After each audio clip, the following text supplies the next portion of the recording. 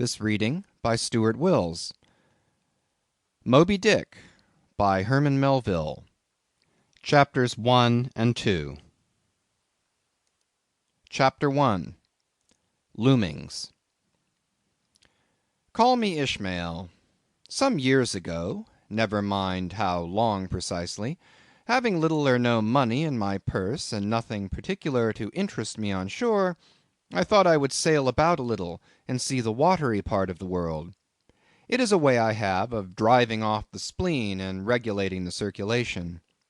Whenever I find myself growing grim about the mouth, whenever it is a damp, drizzly November in my soul, whenever I find myself involuntarily pausing before coffin warehouses and bringing up the rear of every funeral I meet, and especially whenever my hypos get such an upper hand of me that it requires a strong moral principle to prevent me from deliberately stepping into the street and methodically knocking people's hats off, then I account it high time to get to sea as soon as I can.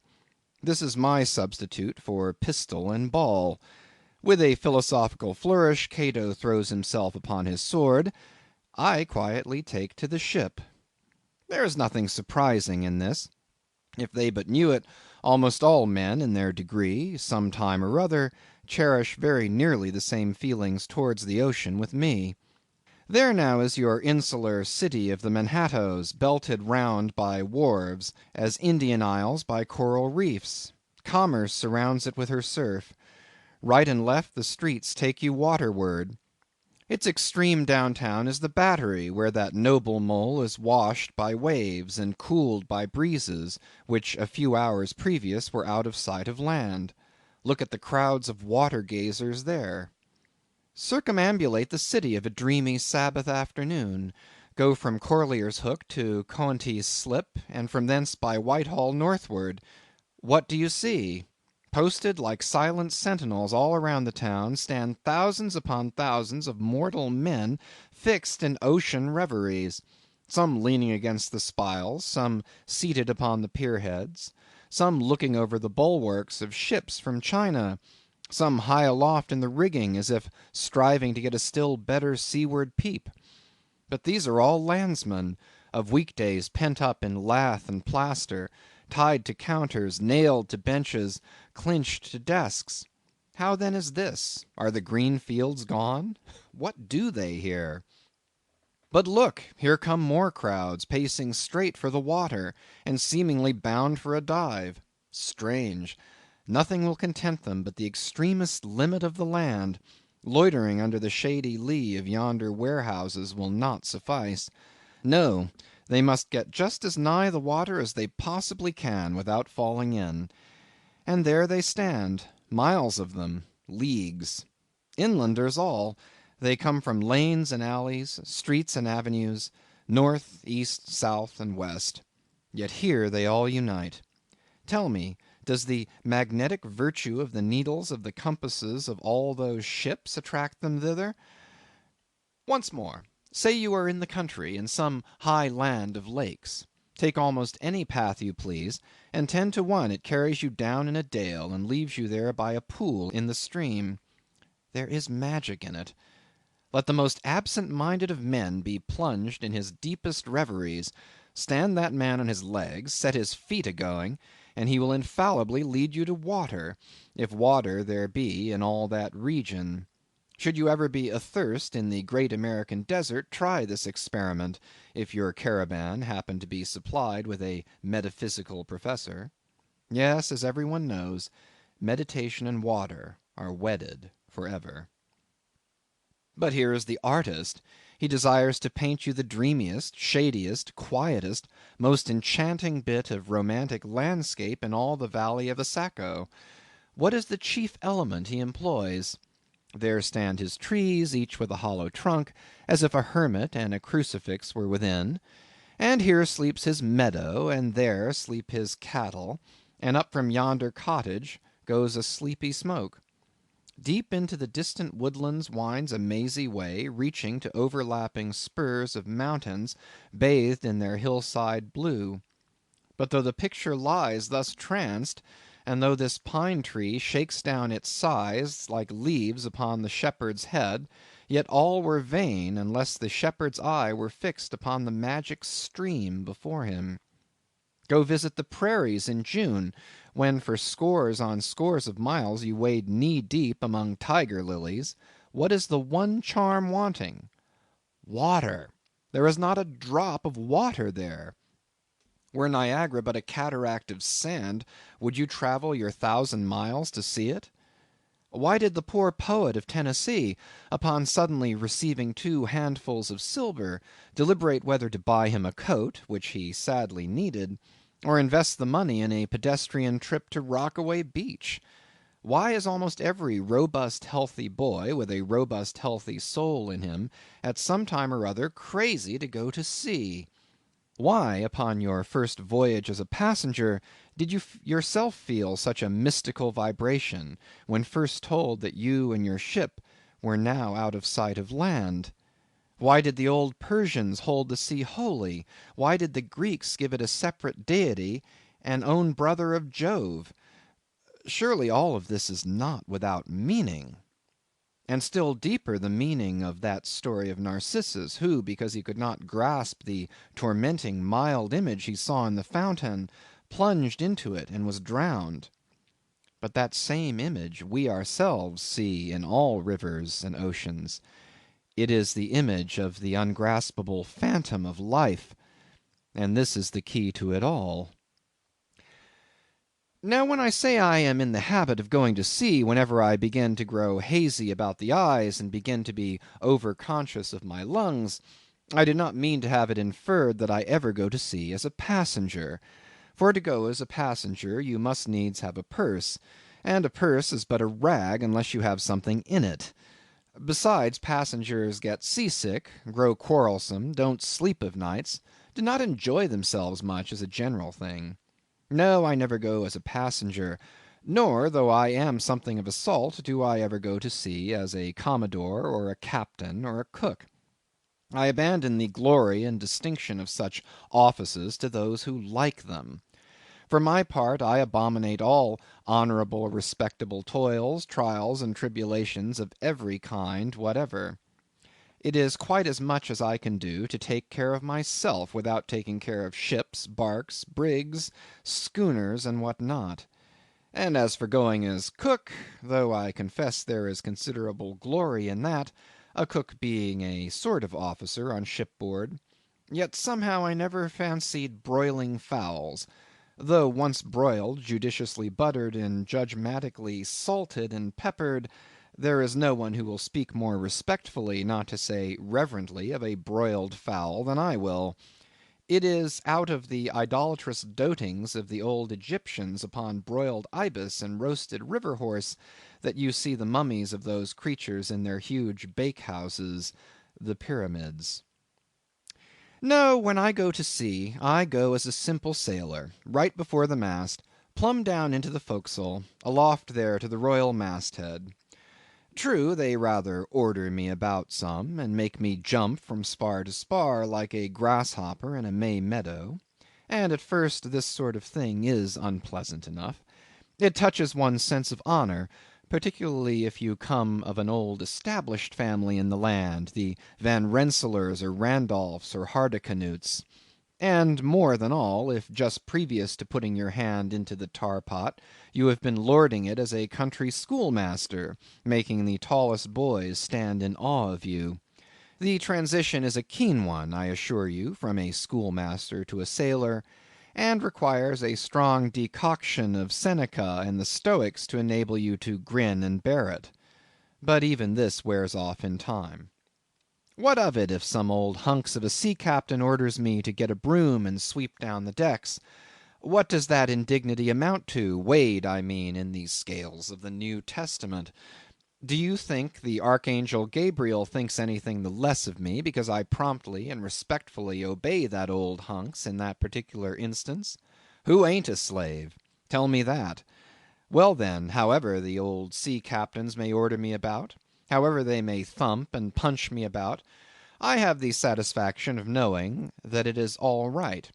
that everybody else is in one way or other served in much the same way, either in a physical or metaphysical point of view, that is.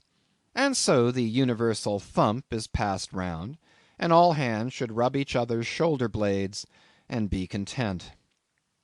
Again, I always go to sea as a sailor because they make a point of paying me for my trouble, whereas they never pay passengers a single penny that I ever heard of.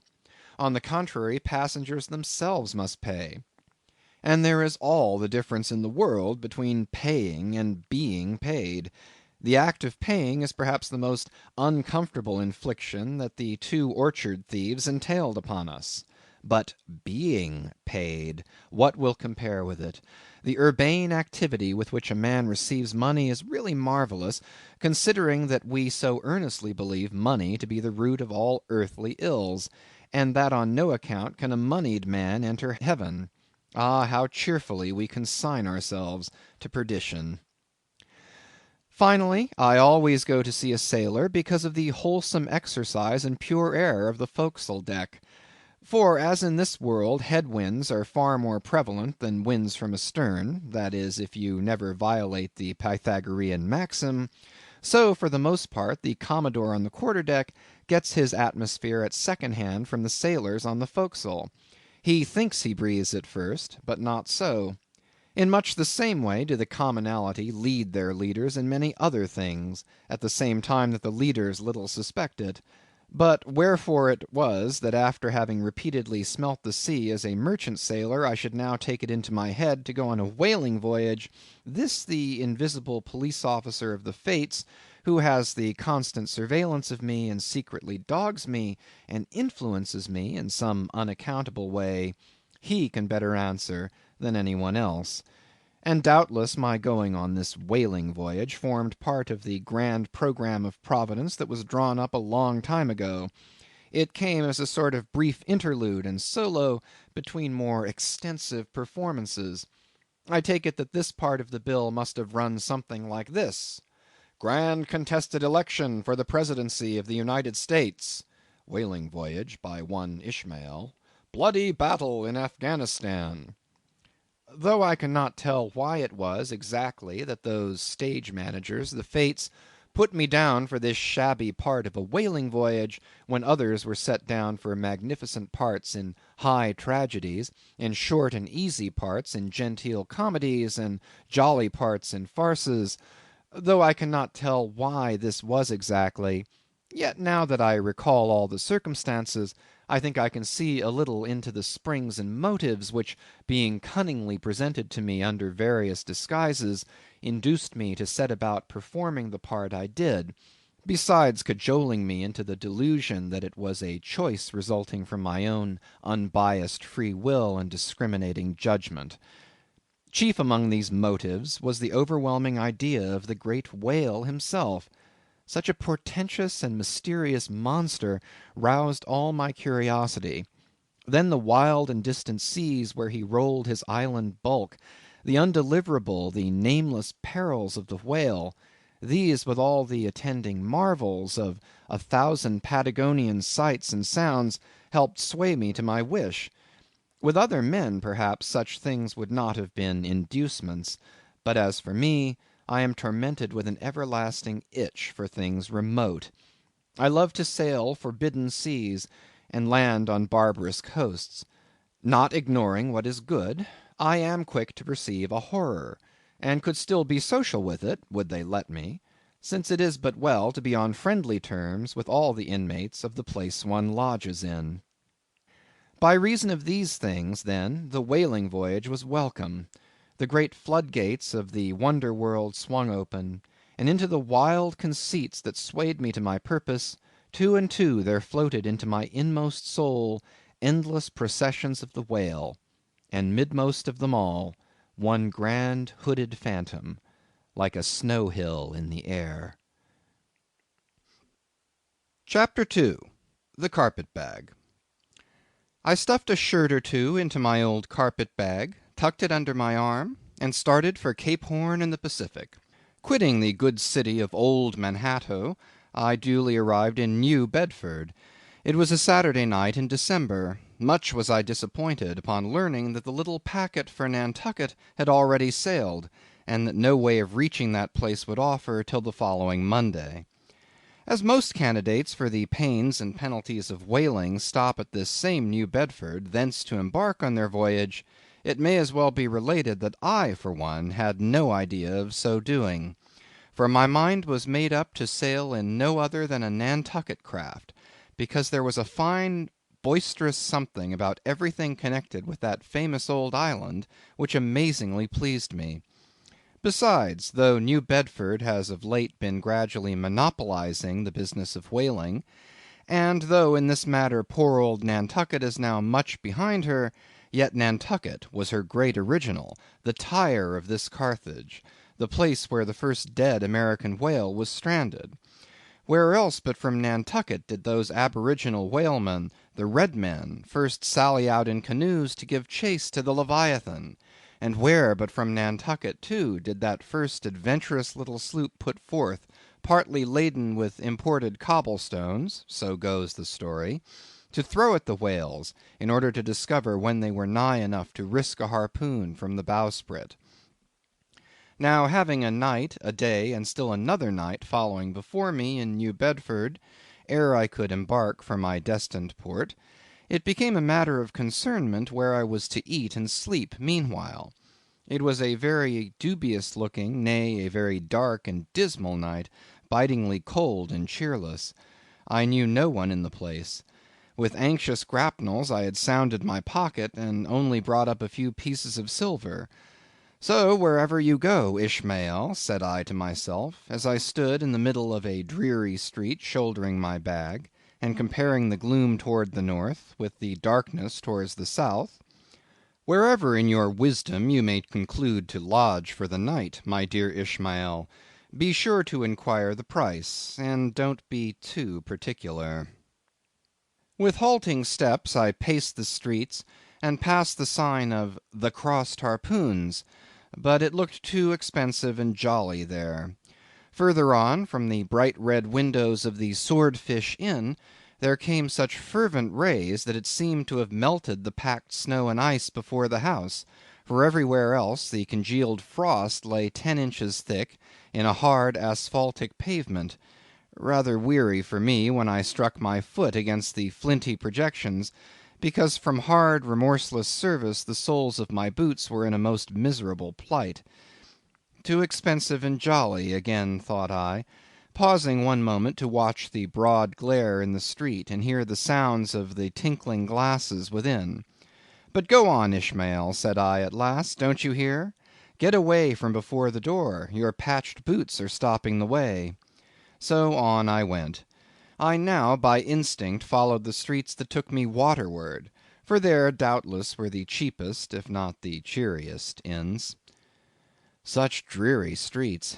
Blocks of blackness, not houses, on either hand, and here and there a candle, like a candle moving about in a tomb. At this hour of the night, of the last day of the week, that quarter of the town proved all but deserted.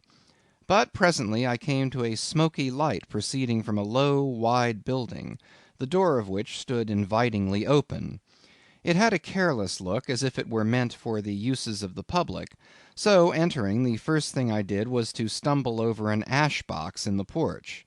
Ha! thought I, ha! as the flying particles almost choked me, are these ashes from that destroyed city, Gomorrah? But the Crossed Harpoons and the Swordfish? This, then, must needs be the sign of the Trap. However, I picked myself up, and hearing a loud voice within, pushed on and opened a second interior door. It seemed a great black parliament sitting in Tophet. 100 black faces turned round in their rows to peer, and beyond, a black angel of doom was beating a book in the pulpit. It was a negro church, and the preacher's text was about the blackness of darkness, and the weeping and wailing and teeth gnashing there. Ha, Ishmael, muttered I, backing out, wretched entertainment at the sign of the Trap. Moving on, I at last came to a dim sort of light, not far from the docks, and heard a forlorn creaking in the air, and looking up, saw a swinging sign over the door with a white painting on it, faintly representing a tall straight jet of misty spray, and these words underneath: "The Spouter Inn, Peter Coffin." Coffin? Spouter? Rather ominous in that particular connection, thought I. But it is a common name in Nantucket, they say, and I suppose this Peter here is an emigrant from there. As the light looked so dim, and the place for the time looked quiet enough, and the dilapidated little wooden house itself looked as if it might have been carted here from the ruins of some burnt district, and as the swinging sign had a poverty-stricken sort of creak to it, I thought that here was the very spot for cheap lodgings and the best of pea coffee. It was a queer sort of place, a gable-ended old house, one side palsied, as it were, and leaning over sadly. It stood on a sharp, bleak corner, where that tempestuous wind Euroclydon kept up a worse howling than ever it did about poor Paul's tossed craft. Euroclydon, nevertheless, is a mighty pleasant zephyr to any one indoors, with his feet on the hob quietly toasting for bed. In judging of that tempestuous wind called Euroclydon, says an old writer, of whose works I possess the only copy extant, it maketh a marvellous difference whether thou lookest out at it from a glass window where the frost is all on the outside, or whether thou observest it from that sashless window where the frost is on both sides, and of which the white death is the only glazier. True enough, thought I, as this passage occurred to my mind. Old black letter, thou reasonest well. Yes, these eyes are windows, and this body of mine is the house. What a pity they didn't stop up the chinks and the crannies, though, and thrust in a little lint here and there. But it's too late to make any improvements now. The universe is finished, the copestone is on, and the chips were carted off 1,000,000 years ago. Poor Lazarus there, chattering his teeth against the curbstone for his pillow, and shaking off his tatters with his shiverings, he might plug up both ears with rags and put a corn-cob in his mouth, and yet that would not keep out the tempestuous Euroclydon. Euroclydon, says old Dives in his red silken wrapper. He had a redder one afterwards. Pooh, pooh! What a fine frosty night! How Orion glitters! What northern lights! Let them talk of their oriental summer climes of everlasting conservatories. Give me the privilege of making my own summer with my own coals. But what thinks Lazarus? Can he warm his blue hands by holding them up to the grand northern lights? Would not Lazarus rather be in Sumatra than here? Would he not far rather lay him down lengthwise along the line of the equator? Yea, ye gods! Go down to the fiery pit itself in order to keep out this frost? Now that Lazarus should lie stranded there on the curbstone before the door of Dives, this is more wonderful than that an iceberg should be moored to one of the Moluccas. Yet Dives himself, he too lives like a czar in an ice palace made of frozen sighs, and being president of a temperance society, he only drinks the tepid tears of orphans. But no more of this blubbering now. We are going a whaling, and there is plenty of that yet to come. Let us scrape the ice from our frosted feet, and see what sort of a place this Spouter may be. End of chapters 1 and 2.